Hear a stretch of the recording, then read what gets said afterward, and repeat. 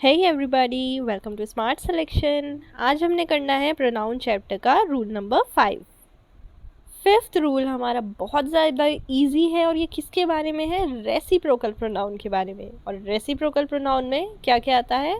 या तो each other या फिर वन अनदर।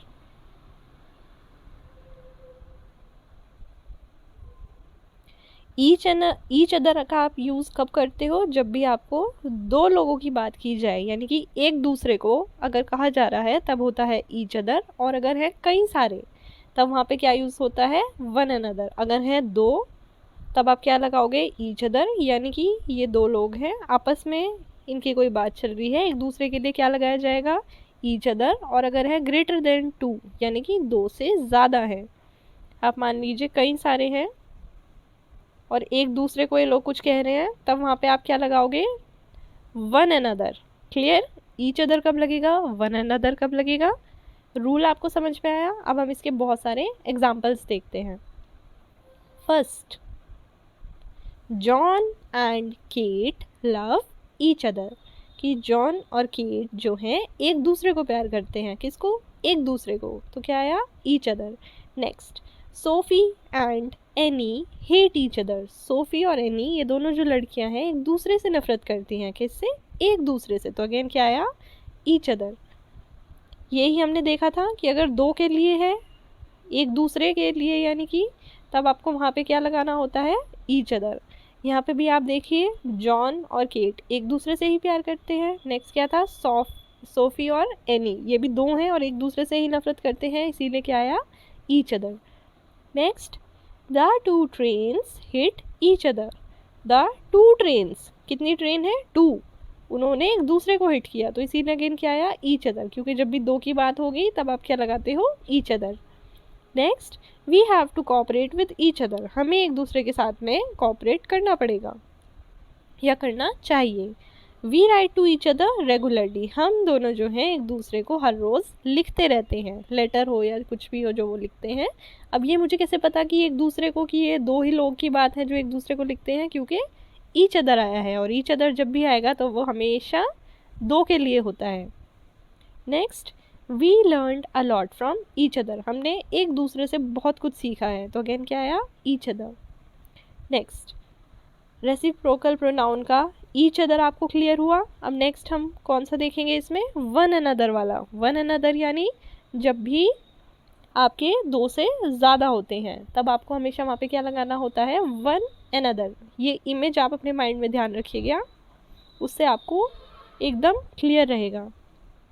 एग्जाम्पल्स देखिए, आपको एकदम समझ में आता चला जाएगा। अगर कोई डाउट है भी तो, they recited poetry to one another. अब मान लीजिए कोई कवि सम्मेलन हो रहा है या कुछ ऐसा ही है जहाँ पे बहुत सारे शायर आए हुए हैं या बहुत सारे कवि आए हुए हैं या काफ़ी सारे एक्टर्स एक जगह पे इकट्ठे हुए हैं, तो क्या है वहाँ पे? वो एक दूसरे को सुना रहे हैं कुछ, या एक दूसरे से बातें कर रहे हैं। तो दे यानी वो लोग, और ये कई सारे हैं यानी कि दो से ज़्यादा हैं, तभी प्लूरल होता है। तो आप समझ गए क्या आएगा? One another. Next, we all try and help one another. क्या है? वी ऑल, हम सब के सब, यानी कि दो की तो बात नहीं हुई, दो से ज़्यादा है और सब एक दूसरे की मदद करते हैं, तो क्या आया? One another. क्योंकि अगर होते दो की बातें तब उसमें क्या आता? ईच अदर, जैसे कि हमने यहाँ देखा। और अगर हैं कई सारे, दो से ज़्यादा है, यानी कि कैसे आप मानो, अगर वो है कैसे? प्लूरल में अगर वो है तब आपको क्या लगाना पड़ेगा वहाँ पे? One another. अगर वो दो से ज़्यादा है तब आप लगाओगे वन अनदर। और एग्जाम्पल देखिए, they are honest with one another. वो सब लोग जो हैं आपस में एक दूसरे के साथ में ईमानदार हैं, तो अगेन क्या आया? One another. क्यों? क्योंकि दे लगा हुआ है। The sisters were hugging one another. जो बहनें थी वो एक दूसरे को गले लगा रही थी। सिस्टर्स, बहनें, यानी कई सारी हैं, तो अगेन क्या आया? One another. अगर इस तरह से दिया होता द टू सिस्टर, कि वो जो दो बहनें हैं वर हगिंग, तब वहाँ पे क्या आता? ईच अदर, क्योंकि क्या हो जाता? दो, दो के लिए ईच अदर और दो से ज़्यादा के लिए वन अनदर। नेक्स्ट देखिए, opponents are blaming one another. Opponents आप समझते हो, जो भी आपके अगेंस्ट जो दूसरी टीम होती है वो, या फिर जो आपके कॉम्पिटिटर्स होते हैं वो आपके होते हैं ओपोनेंट्स। तो वो एक दूसरे पे इल्ज़ाम डाल रहे थे, है ना, डाल रहे हैं। Opponents are blaming one another, क्योंकि ओपोनेंट्स हैं, किसी एक की बात नहीं हुई है, प्लूरल है, एस लगा हुआ है, तब आप समझ गए क्या आएगा, वन अनदर। अगर दो लोग होते, उन्हीं की आपस में कुछ बहस चल रही होती या वो एक दूसरे पे इल्ज़ाम डाल रहे होते, तो क्या आता, each other. Next, entire class congratulated one another. Entire class, entire का मतलब पूरी की पूरी क्लास ने एक दूसरे को कॉन्ग्रेचुलेशन दिया, है ना, तो पूरी क्लास है यानी कि सबके सब, तो कैसा हो गया, प्लूरल, तो इसीलिए यहाँ पे क्या आया है, वन अनदर। आपको ये रूल क्लियर हुआ, रूल नंबर 5 अच्छे से। अब इसके बाद ये चीज़ें जो हम पढ़ चुके हैं, बस यही मैंने वो टेबल दोबारा दी है क्योंकि आपको ये बहुत अच्छे से आनी चाहिए, ये इस चैप्टर का मोस्ट इम्पॉर्टेंट पार्ट है, एक बार इसको देख लीजिए।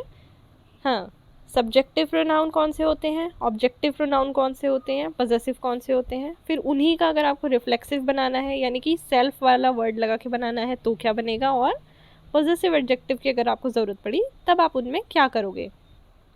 तो सबसे पहले तो हमारी ये चीज़ क्लियर थी कि सब्जेक्टिव प्रोनाउन होते कौन से हैं, जो भी सब्जेक्ट की जगह पे इस्तेमाल किए जाते हैं, जैसे कि कौन से, I, we, you, they, he, she, it, ये सारे कैसे हैं, सब्जेक्टिव। ऑब्जेक्टिव कौन से होते हैं, जो सेंटेंस में ऑब्जेक्ट की जगह पे इस्तेमाल किए जाते हैं। अब इन्हीं को हम यहाँ से देखना शुरू करते हैं वन बाय वन। फर्स्ट देखिए क्या है, सब्जेक्टिव प्रोनाउन क्या है, आई। आई का किस में चेंज होता है, अगर ऑब्जेक्ट की जगह पे आना है तब आप आई की जगह पे क्या लिखोगे, मी। लेकिन अगर आपको पोजेशन दिखाना है और क्या है, वो एक प्रोनाउन की तरह यूज़ हो रहा है, तो क्या हो जाएगा, मी का माइन।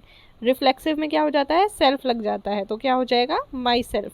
और अगर पोजेसिव एडजेक्टिव है तब आप सिंपली उसको माई रखोगे, कुछ नहीं करना होता आपको। पोजेसिव एडजेक्टिव सबसे ईजी होते हैं। पॉजेसिव आप जानते हो कि अधिकार किसका है, राइट किसका है, ओनरशिप किसकी है, वो होता है मतलब किसका, पॉजेसिव का। और एडजेक्टिव आप जानते हो जो भी विशेषता बताए, ठीक। Next, you. यू का चाहे वो सेंटेंस में सब्जेक्ट की जगह पे यूज़ हो चाहे ऑब्जेक्ट की जगह पर हो, यू का हमेशा यू ही रहता है। अगर आपको उसका पॉजेसिव प्रोनाउन बनाना है तो क्या हो जाएगा, योर्स। रिफ्लेक्सिव में क्या लग जाता है, सेल्फ। और पोजेशन दिखाना है और एडजेक्टिव है तो योर। चलिए नेक्स्ट क्या है, ही का आप जानते हो क्या हो जाता है, हिम। शी का क्या हो जाता है, अगर आपको ऑब्जेक्ट बनाना है तो हर। इट का इट ही रहता है, जैसे यू का यू ही रहता है, इट का इट ही रहता है। शी का क्या हो जाता है, हर। ही का हिम, आई का मी, वी का अस, दे का क्या हो जाता है, देम। इतना क्लियर हुआ। अब आपको क्या दिखाना है, पोजेशन।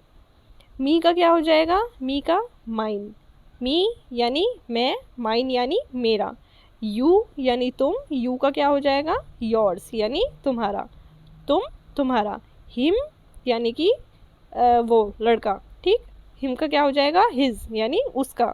हर का क्या हो जाता है इसी तरीके से, हर्स। इट में ऐसा कुछ भी नहीं होता। अस का क्या हो जाता है, आर्स यानी हमारा, अस यानी हम, और आर्स यानी हमारा। देम यानी वो लोग, देम का क्या हो जाता है, देयर्स यानी उनका। तब आप समझे आप पोजेशन को किस तरीके से दिखाते हो। नेक्स्ट देखिए, रिफ्लेक्सिव प्रोनाउन सबसे ज़्यादा आसान है। इसमें मैंने आपको बताया था कि सिर्फ और सिर्फ सेल्फ वर्ड लगाना होता है। माई का क्या हो जाता है, माई सेल्फ। योर का योर सेल्फ। हिम का हिम सेल्फ। हर का हर सेल्फ। इट का इट सेल्फ। अस का या आर का आर सेल्फ। ऐसे ही देम का क्या हो जाता है, देम सेल्व्स। इट का it self. Her her self, him him self, your self, me my self. Easy है एकदम। लास्ट है, अगर आपको पॉजेसिव एडजेक्टिव बनाना है तो ये तो सिंपल होते हैं, my, your, his, her, its, our, their, ये सब क्या है, पॉजेसिव एडजेक्टिव। अगर ये पॉजेसिव प्रोनाउन होते तो क्या होता, mine, yours, his, hers, ours, theirs, यानी कि इन सब में आपको एस लगा मिलता जिससे आप इन्हें पहचान सकते थे, ठीक। तो ये टेबल है, मोस्ट इम्पॉर्टेंट है, इसको आप अच्छे से कर लीजिएगा। बस इसके बाद कुछ ही रूल्स बचे हैं और हमारा प्रोनाउन का चैप्टर ख़त्म। उसके बाद हम करेंगे इसके काफ़ी सारे क्वेश्चंस।